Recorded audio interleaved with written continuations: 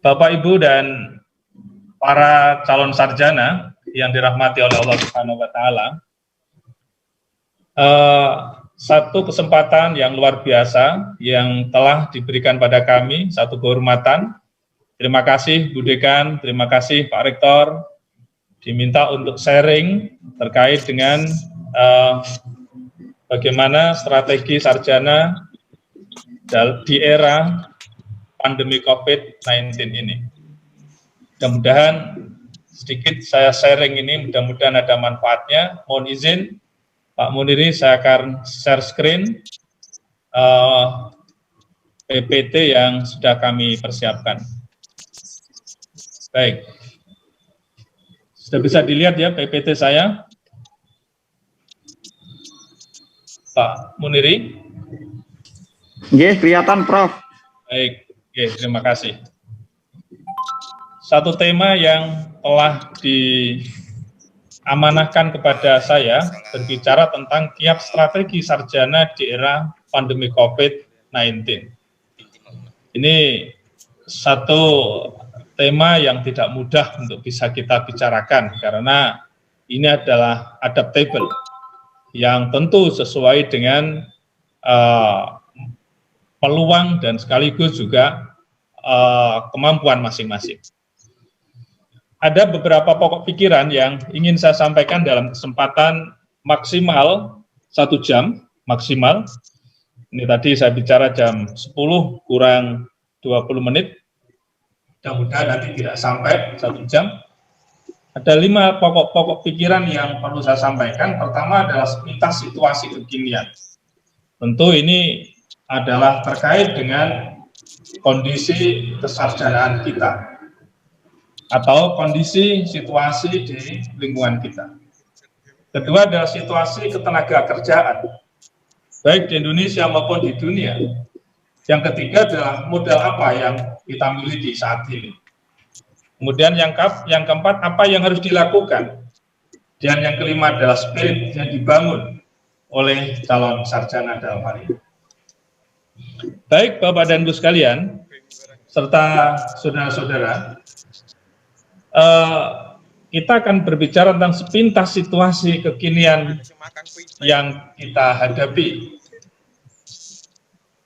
Sebagai lulusan perguruan tinggi, sebagian besar lulusan itu mindset-nya masih job seeker, bukan job creator.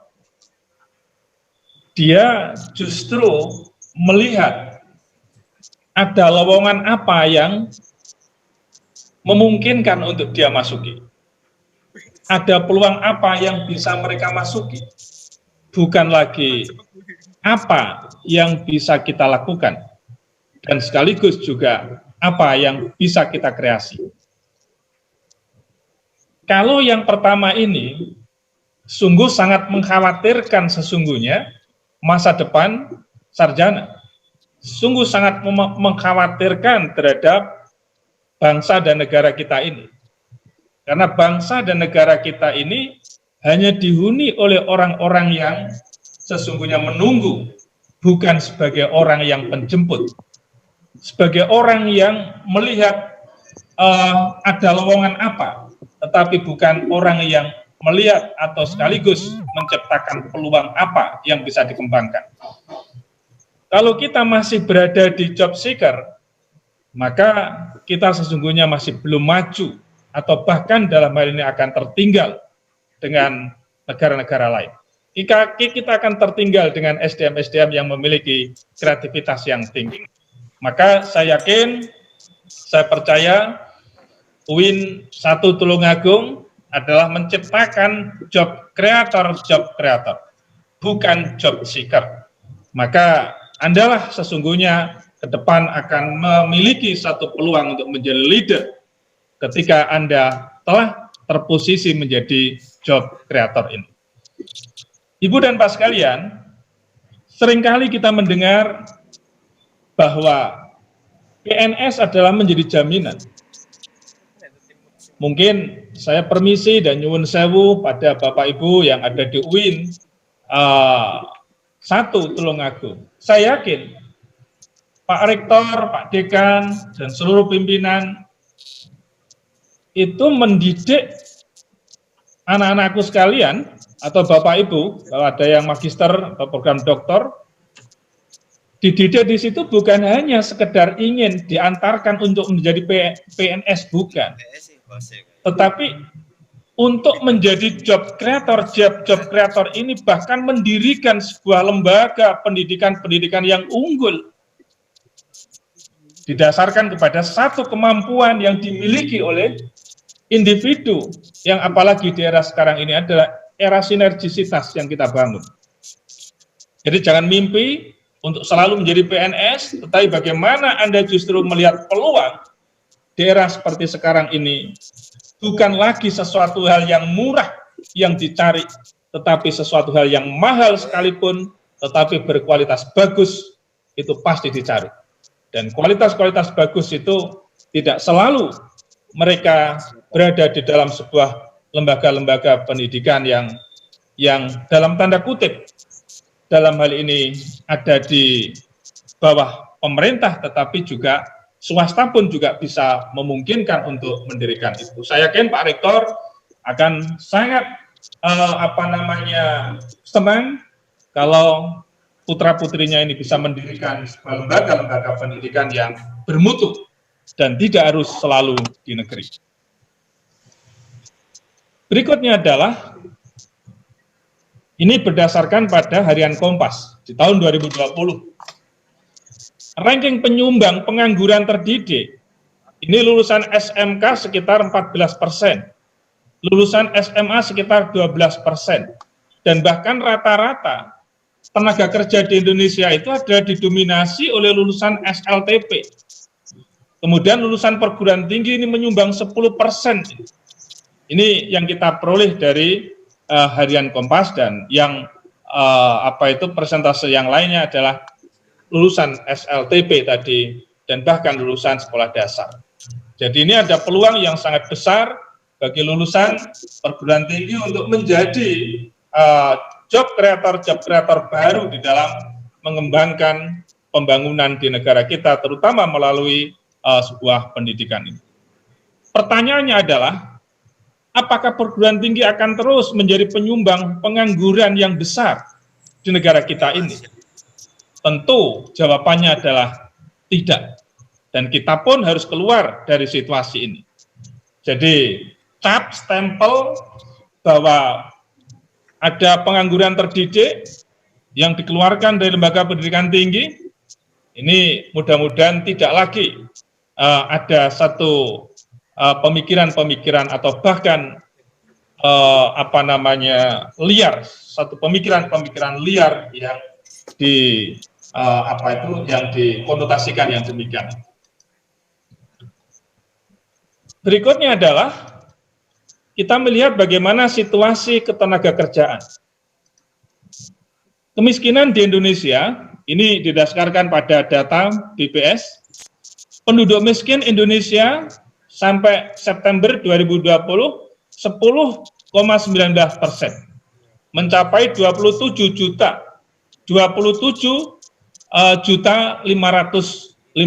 orang miskin ini. Ini kemiskinan yang ada di Indonesia ini. Mudah-mudahan tidak termasuk sarjana lah, mudah-mudahan. Jadi kalau sarjana, apapun mereka memiliki sebuah pekerjaan tentunya yang punya kreativitas tinggi. Mereka tidak statis, tapi mereka selalu dinamis.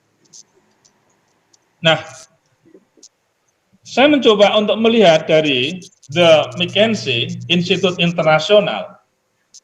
Dia melonsing bahwa di era industri 4.0, justru perkembangan teknologi informasi yang berbasis pada Internet of Things, ini sungguh sangat mendukung terhadap perubahan dan dinamika global. Jadi otomatisasi, connection, cloud computing, IoT, ya, big data, sistem integration, yang ini telah dibangun bukan hanya Indonesia, tapi dunia. Bahkan diperkirakan di tahun 2025 hingga tahun 2030, ini akan ada 300 juta PHK. 300 juta PHK.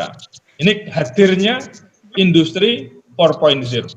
Nah, ini sarjana tentunya tidak boleh abai terhadap kemampuan di dalam teknologi informasi.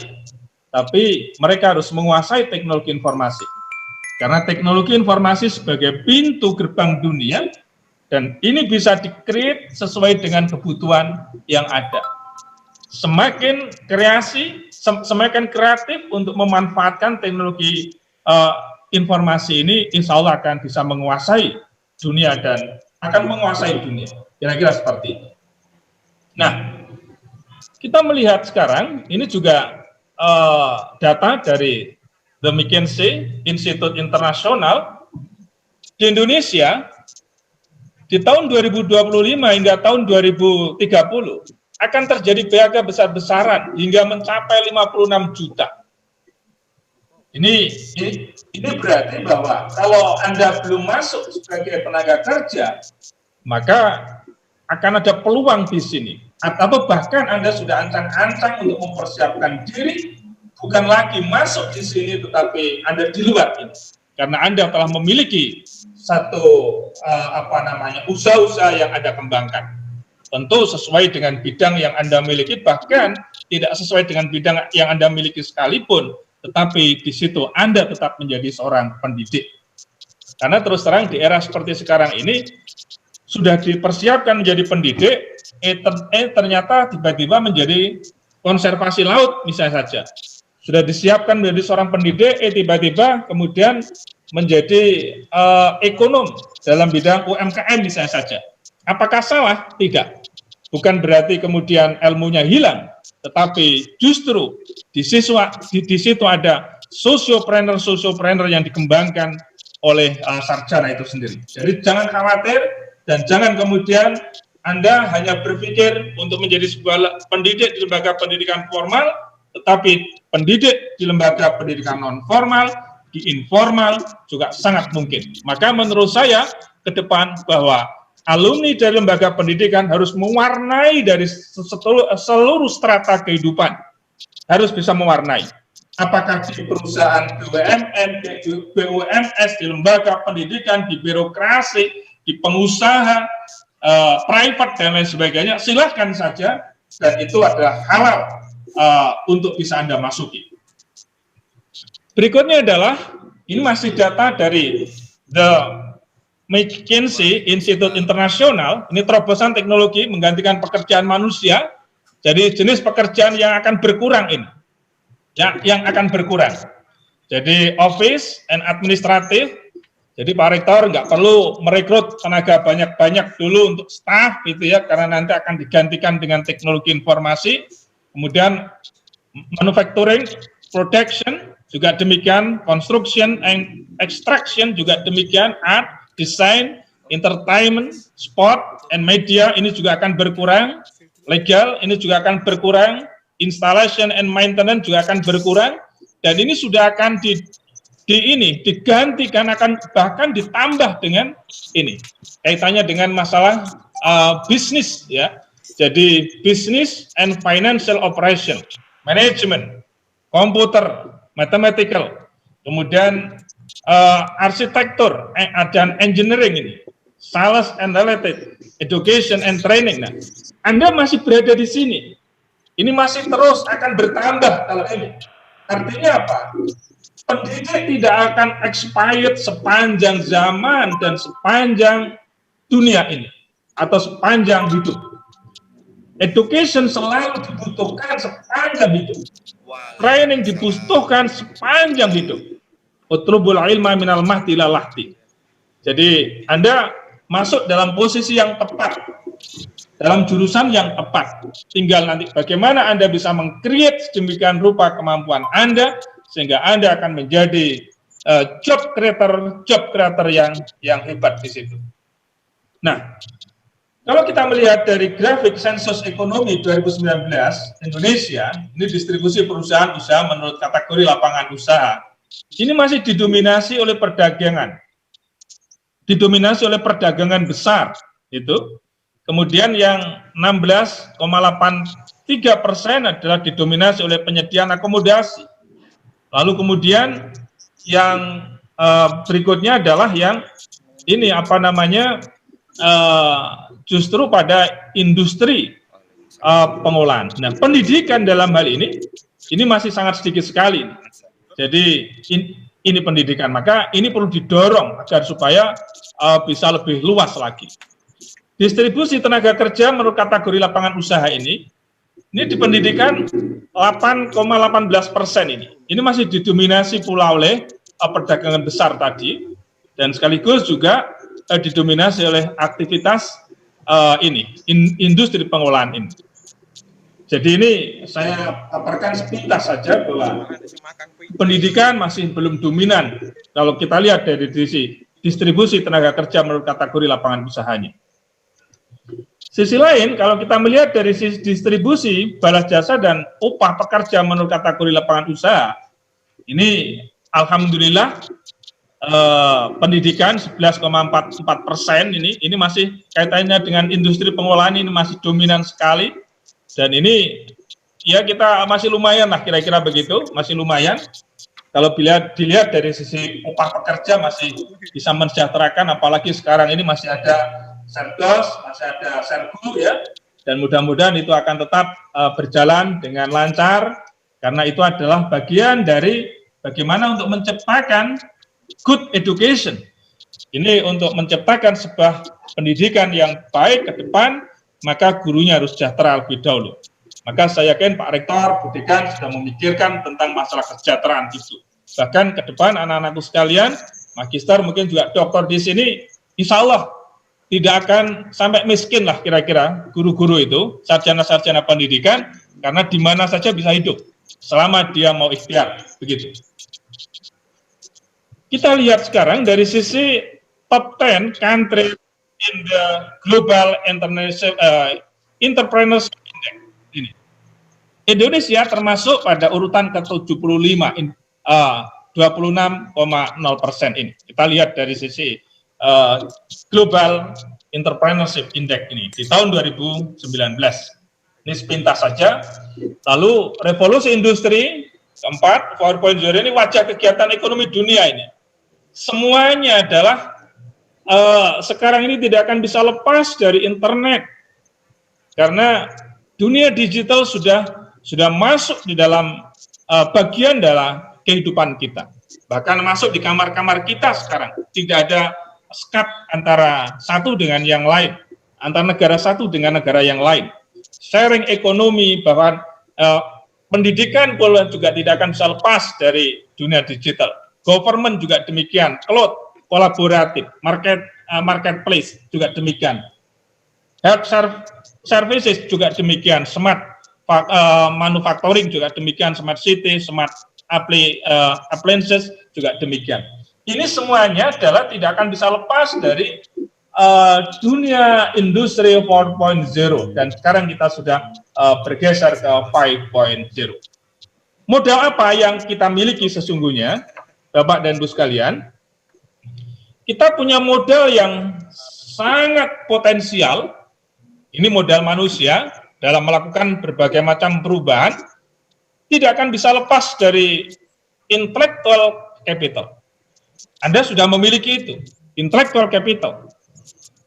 Intellectual capital ini nggak menjamin terhadap kelangsungan kehidupan manusia tanpa didukung dengan managerial capital. Intellectual capital, saya yakin, saya percaya, Bapak dan Ibu sekalian dididik di UIN Tulungagung atau dulu masih IAIN. Tadi Pak Rektor menyampaikan bahwa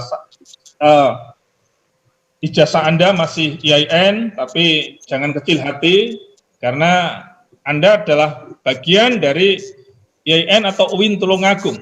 Kehebatan UIN Tulungagung, di situ Anda ada, alma mater Anda di situ.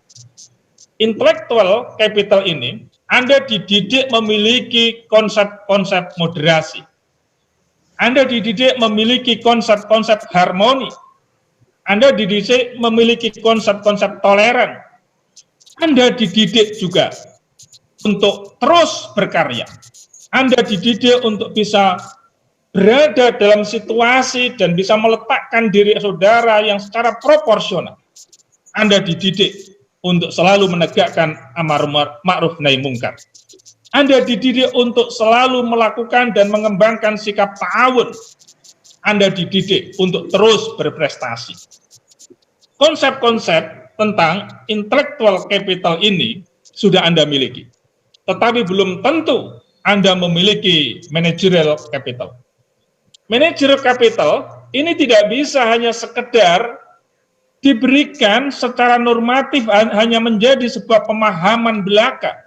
Maka saya ucapkan selamat pada calon-calon sarjana yang selama ini dia berkecimpung dengan berbagai macam organisasi yang terkecil sekalipun. Anda telah memiliki good practices untuk mengembangkan diri Anda. Begitu pula, Anda yang bisa jadi sudah bekerja, Anda sudah berada di dalam sebuah komunitas, tersistem di situ. Maka Anda harus menjadi kreator-kreator baru di lembaga atau di mana Anda bekerja di situ. Manajerial tidak bisa kita abaikan.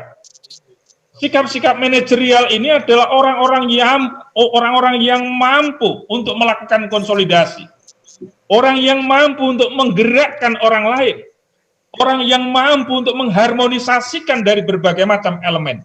Ini tidak mudah, karena butuh satu strategi-strategi yang hebat di dalam memanage diri, memanage lingkungan, dan memanage masyarakat. Maka saya ucapkan selamat pada para sarjana, calon sarjana, mungkin magister, doktor, yang Anda telah memiliki satu kemampuan manajerial. Dan Anda lah calon pengganti pimpinan-pimpinan yang ada di UIN saat ini. Jadi Pak Rektor punya priorisasi, Bu Dekan punya priorisasi, para pimpinan punya priorisasi. Siapa tahu di antara Anda yang justru nanti akan menjadi penguat di UIN Tulungagung itu. Manajerial menurut saya tidak bisa diabaikan. Anda boleh di mana saja, di lembaga pendidikan, baik formal, non-formal maupun informal, atau menjadi seorang pengusaha sekalipun, menjadi seorang politisi sekalipun, menjadi seorang kiai sekalipun, manajerial sangat dibutuhkan untuk mengembangkan sebuah kelembagaan yang bagus. Model yang ketiga adalah social capital. Social capital atau modal sosial ini tidak bisa diabaikan. Hubungan satu dengan yang lain untuk membangun satu sistem komunikasi yang baik. Bagaimana kita menghargai orang lain, bagaimana kita menyapa orang lain, bagaimana kita mencoba untuk mempengaruhi hati orang lain dalam hal ini. Ini modal sosial ini menjadi penting sekali. Saya yakin UIN Tulungagung sekarang bisa menjadi UIN karena memiliki modal sosial. Kalau nggak memiliki modal sosial, jangan berharap untuk bisa menjadi UIN. Tetap akan menjadi STAIN dan YIN. Alhamdulillah, tapi Prof. Maftuhin melakukan satu lompatan-lompatan yang luar biasa beserta dengan seluruh jajarannya. Saya ikut bangga dengan kawan-kawan kami yang ada di UIN Tulungagung yang terus mengembangkan modal sosial ini dengan baik, dan bahkan insya Allah kami pun siap untuk menjadi partner selaku pimpinan Unisma, menjadi partnernya UIN Tulungagung, apalagi ketika kita mengimplementasikan Merdeka Belajar Kampus Merdeka. Ini tidak mungkin kita akan memiliki sikap eksklusif, tetapi kita juga memiliki sikap inklusif untuk bisa membangun sebuah jejaring dalam atau membangun pendekatan sosial dalam hal ini. Kemudian yang keempat adalah teknologi informasi, modal teknologi informasi yang saat ini sudah berada dalam kehidupan kita atau sudah merasuk di dalam kehidupan kita ini. Siapa yang jauh dengan teknologi informasi dia akan tertinggal. Tapi siapa yang bisa memanfaatkan teknologi informasi ini dengan bagus, maka dialah akan menjadi pemenang. Maka teknologi informasi ini instrumen, bukan tujuan, instrumen untuk kehidupan kita ini. Maka manfaatkan teknologi informasi ini dengan baik, jangan digunakan untuk hal-hal yang tidak baik. Maka saya percaya dan saya yakin teman-teman sarjana, calon sarjana dari UIN Tulungagung, teknologi informasi ini adalah salah satu modal yang penting di era pandemi COVID ini, di era global seperti sekarang ini. Jadi kalau kita ini justru tidak familiar terhadap teknologi informasi, kita sudah tertinggal ini, sudah tertinggal. Jadi sudah expired kita ini, sudah out of date. Jadi teknologi informasi ini harus dikuasai betul. Orang-orang hebat di dunia, termasuk Mas Menteri misalnya saja, Mas Nadiem, dia menguasai teknologi informasi itu. Sehingga dia bisa menguasai potensi-potensi yang ada di Indonesia, bahkan dunia. Dia tidak memiliki mobil, dia tidak memiliki sepeda motor yang banyak, tapi sekarang dia bisa menguasai sepeda motor dan mobil yang banyak, bahkan bukan hanya Indonesia, tapi dunia. Dia bisa memberikan kesejahteraan terhadap keluarganya, keluarga dari pemilik mobil, bisa menghidupi dan menyekolahkan, bahkan bisa membuat usaha-usaha baru. Itu karena apa? Karena satu pemikiran yang sangat dahsyat, yang luar biasa, sehingga teknologi informasi dijadikan sebagai tool, sebagai alat untuk mengembangkan ekonomi. Nih, jangan sampai kemudian kita sudah harus pesimis, tapi kita harus optimis. Sisi apa lain yang bisa kita kembangkan saat ini? Berikutnya adalah, ya, kalau dalam dunia pendidikan tentunya teknologi informasi ini adalah sebagai basis untuk menyimpan data dan bahkan untuk alat komunikasi, alat untuk mengembangkan sebuah lembaga pendidikan, teknologi informasi. Sekarang kita sudah dimanjakan dengan teknologi informasi ini ketika kita mau melakukan international conference, tidak perlu harus mendatangkan mereka, cukup dengan Zoom, cukup dengan virtual, cukup dengan daring. Mahasiswa kita dari luar negeri bisa melalui daring sekarang ini. Bahkan mau MOU sekalipun kita bisa melalui daring. Jadi ini adalah teknologi informasi yang memanjakan kehidupan manusia, bahkan persoalan-persoalan GoFood sekalian juga sekalipun itu sekarang sudah menggunakan teknologi informasi ini. Jadi ini sudah tidak asing buat kita, maka jangan statis, kita harus dinamis. Yang kelima adalah networking capital, yaitu jaringan ini menjadi kunci utama. Jaringan ini, orang akan menjadi hebat kalau mampu membangun sebuah jejaring.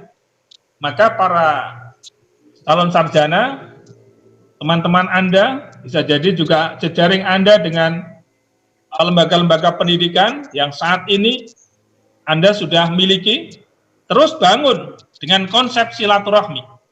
Insya Allah dengan konsep silaturahmi itu kita akan jadi hebat.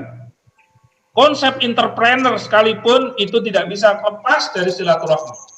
Maka jejaring ini menurut saya adalah menjadi kunci utama.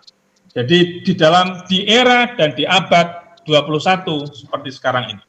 Jadi sebuah lembaga pendidikan, sebuah perusahaan, sebuah bidang politik ya, bidang budaya, bidang seni dan lain sebagainya, itu akan bisa berkembang apabila dibangun dengan networking.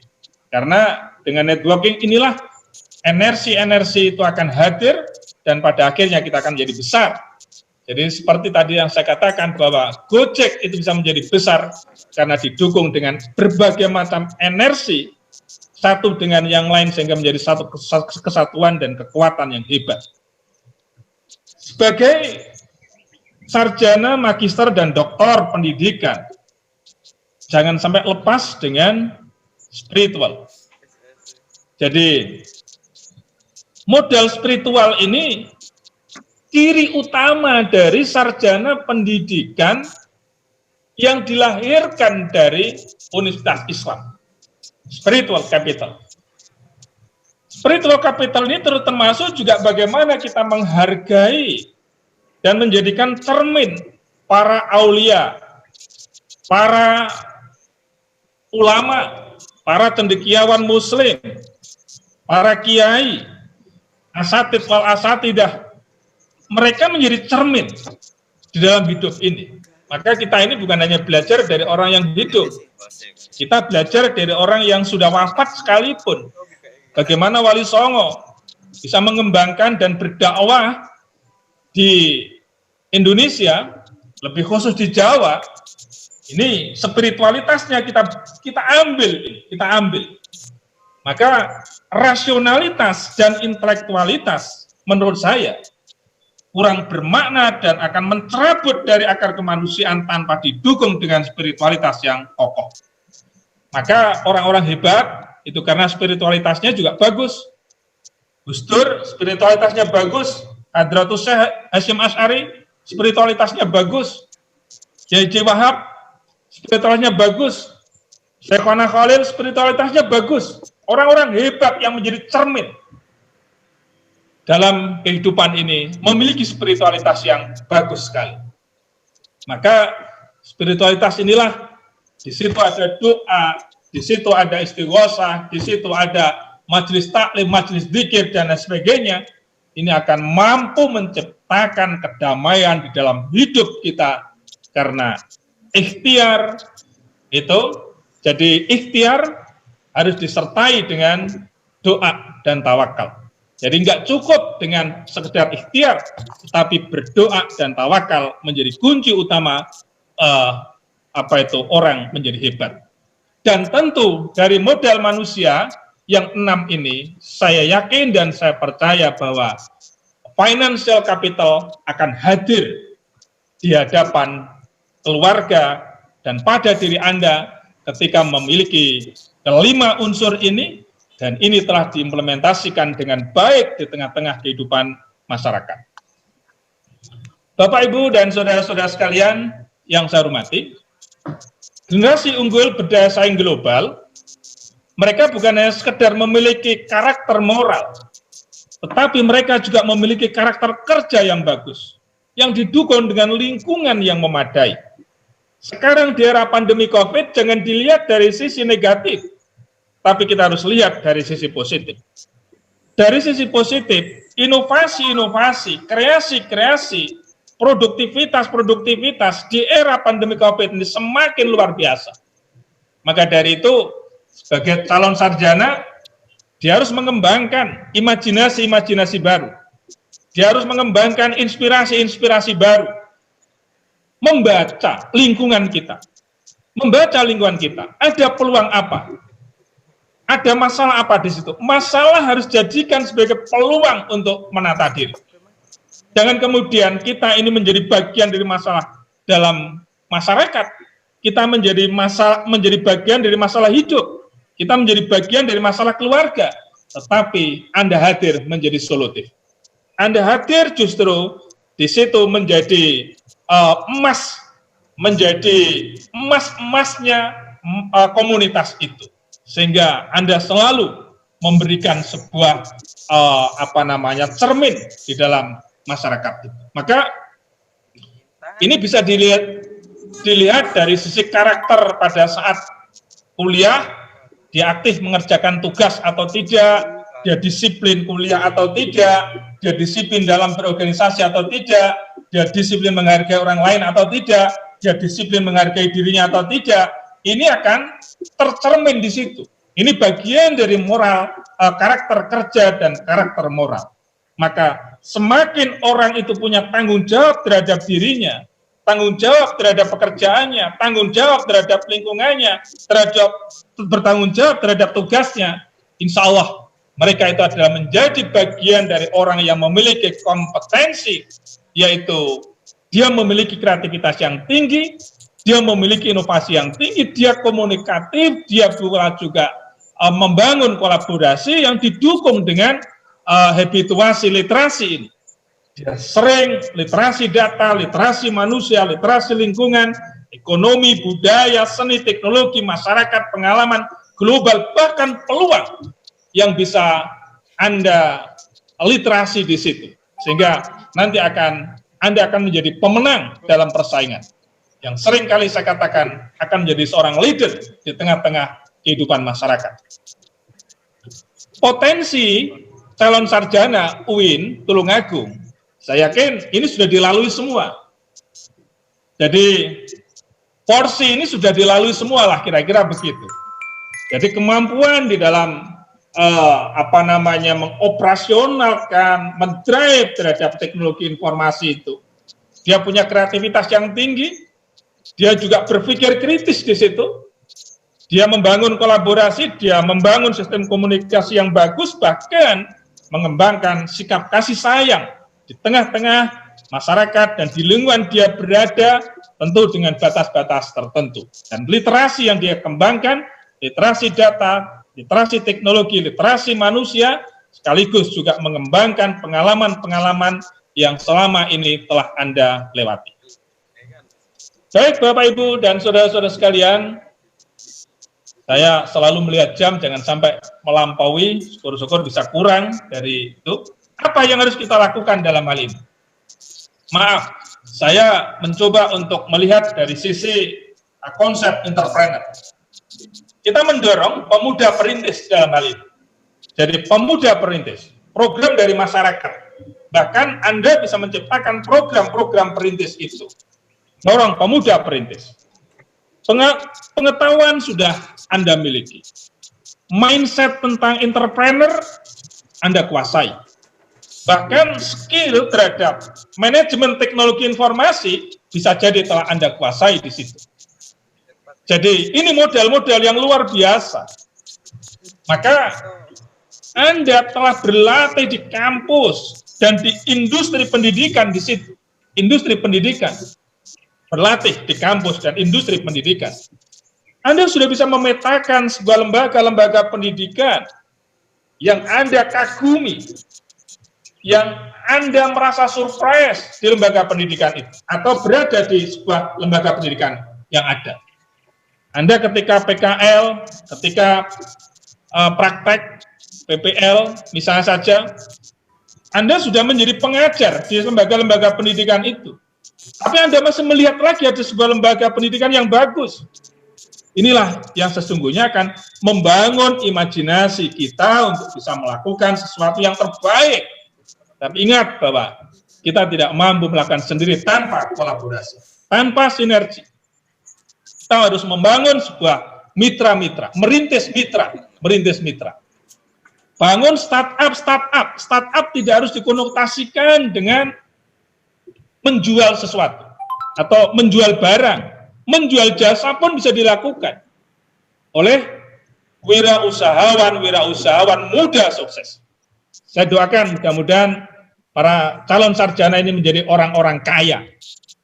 Target kita adalah bagaimana mengantarkan anak-anak kita menjadi kaya. Kaya yang diperoleh dengan cara-cara yang halal, bukan diperoleh dengan cara-cara yang tidak halal. Ini, kalau sudah kaya, insya Allah akan bisa mengangkat derajat teman-temannya yang ada di sekitarnya. Masyarakat yang ada di sekitarnya, bahkan mengangkat derajat agamanya. Karena kekayaan yang dimiliki itu. Startup. Jadi silakan, apakah menjadi literasi di desa, di kampung-kampung situ, nanti bagaimana modelnya yang bisa dikembangkan, apalagi di era pandemi seperti sekarang ini, anak-anak masih belum masuk ke sekolah. Mereka rindu terhadap pendidikan-pendidikan yang sifatnya luring, tatap muka, tetapi dengan batasan-batasan prokes yang ketat.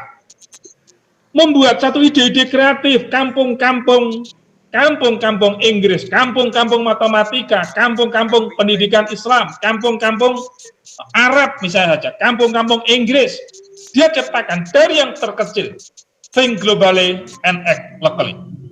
Anda bisa membuat semacam aplikasi baru untuk bisa membantu pengusaha-pengusaha kecil di daerah masing-masing. Dengan apa? Teknologi informasi. Siapkan itu. Sedikit demi sedikit Anda bisa berbuat, nanti akan bisa menjadi besar. Think globally and act locally. Bolehlah Anda berpikir yang besar, tetapi Anda harus melakukan sesuatu hal yang dari yang terkecil. Ketika Anda berpikir yang besar, yang kecil belum, Anda akan stres apabila Anda tidak bisa mencapai itu. Karena apa? Yang dicari adalah sesuatu yang besar, tetapi kita belum memiliki satu pengalaman dari yang terkecil. Insya Allah, Pak Rektor, Bu Dekan, para pimpinan yang ada di UIN Tulungagung tidak serta-merta menjadi orang besar, tetapi pasti dimulai dari menjadi staf, bisa jadi menjadi kabak, bisa menjadi peneliti, bisa menjadi ketua program studi, menjadi wakil dekan, sampai dekan, menjadi biro, dan lain sebagainya, sampai bisa menduduki satu puncak kepimpinan yang ada di UIN. Ini dari yang terkecil dulu, tidak bisa kemudian kita serta-merta.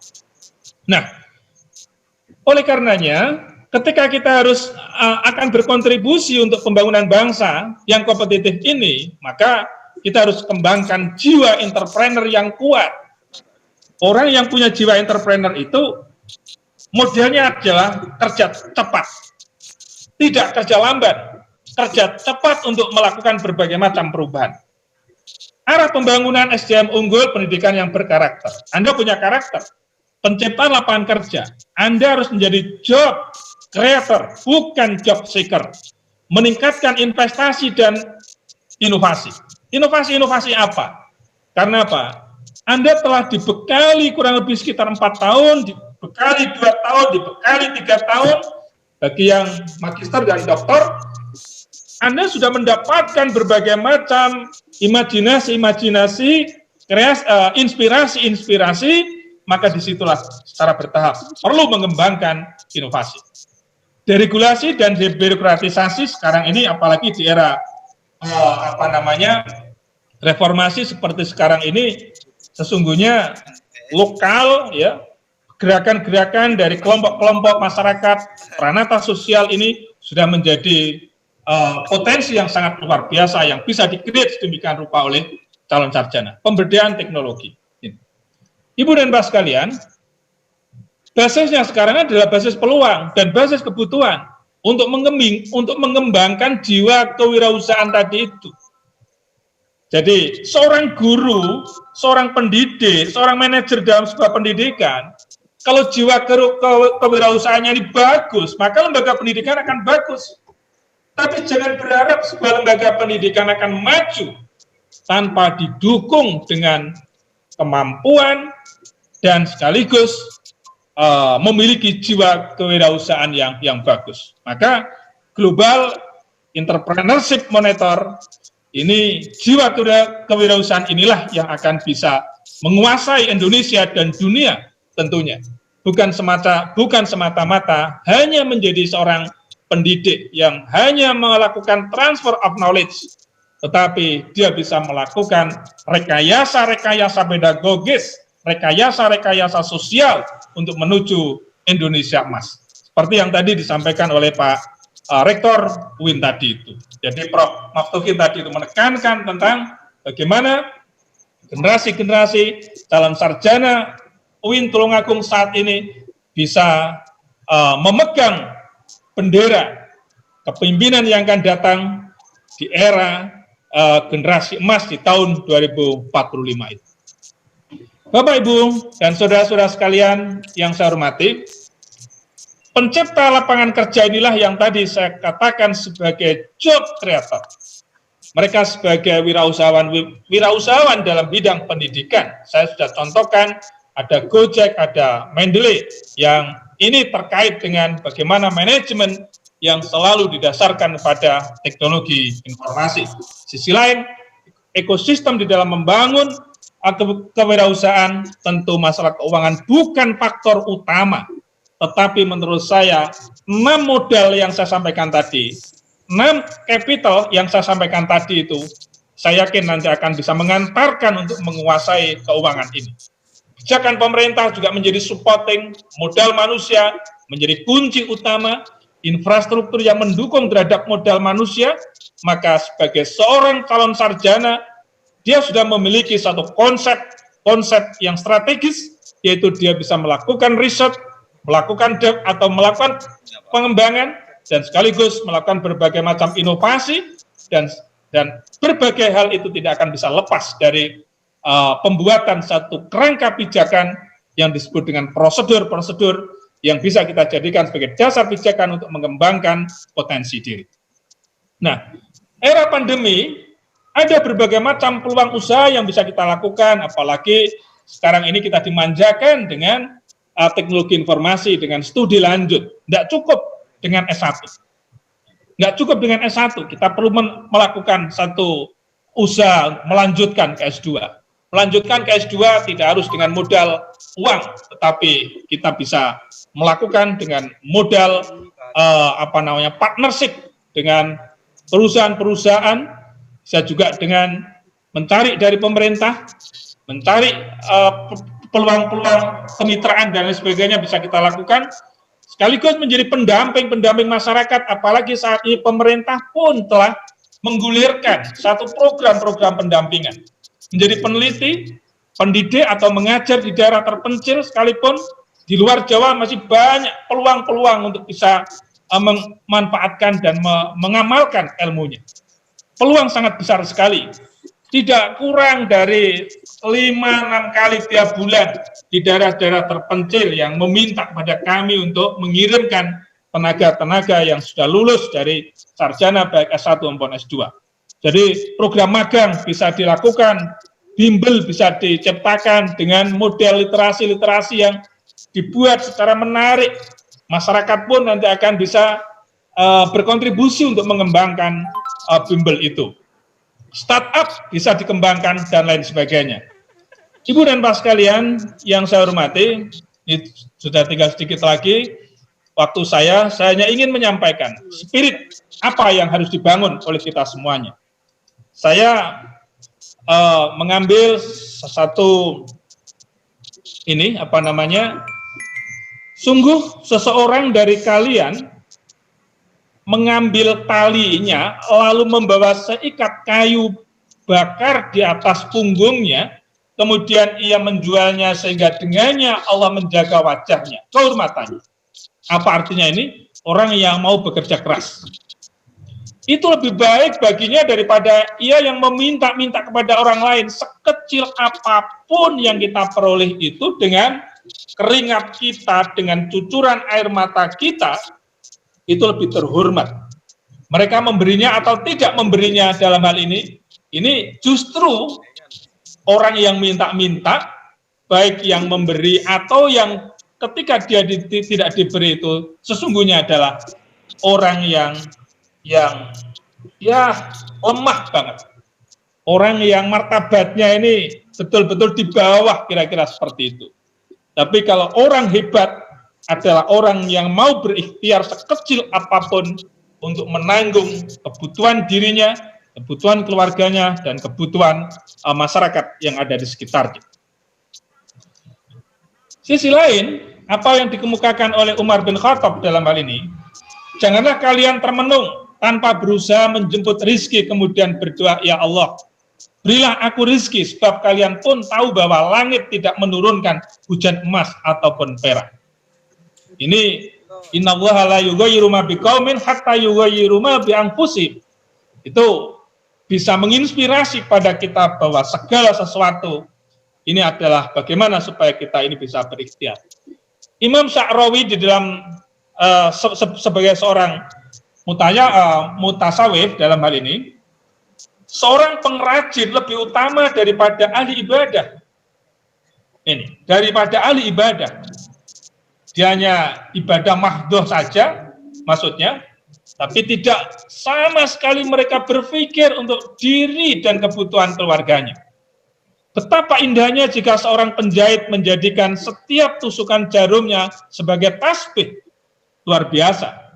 Betapa indahnya jika seorang tukang kayu menjadikan setiap gesekan gergajinya sebagai tasbih dalam hal ini. Ini satu ungkapan-ungkapan analog-analog yang luar biasa yang bisa kita jadikan sebagai pijakan. Oleh karenanya, Ibu dan Bapak sekalian yang dirahmati oleh Allah Subhanahu wa taala, ada poin-poin penting kesuksesan yang perlu saya sampaikan. Kita harus berani berubah. Untuk berubah harus mencari pilihan dan tidak usah takut dan khawatir. Putuskan untuk menjadi kuat, menjadi hebat. Semua dapat dicapai hanya melalui kerja keras, kerja cerdas, kerja tuntas, dan kerja ikhlas. Jangan sekedar kerja keras saja, dan kita perlu kerja cerdas. Jangan hanya sekedar kerja cerdas saja, tapi harus kerja tuntas. tapi juga harus disertai dengan sifat yang ikhlas. Oleh karenanya, kita mau sukses, berpikirlah ketika orang lain melamun, bertindaklah ketika orang lain berpikir, dan bekerjalah ketika orang lain beristirahat. Artinya apa? Kita harus menjadi orang yang selalu terdepan di dalam meng-create diri kita, membangun kehidupan, berkeluarga, bermasyarakat, berbangsa, dan bernegara. Demikian yang bisa kami sampaikan dalam pertemuan kali ini. Mudah-mudahan ada guna dan manfaatnya. Dan mohon maaf apabila ada suatu hal yang kurang berkenan di hati Bapak dan Ibu sekalian. Akhirul kalam. Wallahul muwaffiq ila aqwamit thoriq. Assalamualaikum warahmatullahi wabarakatuh.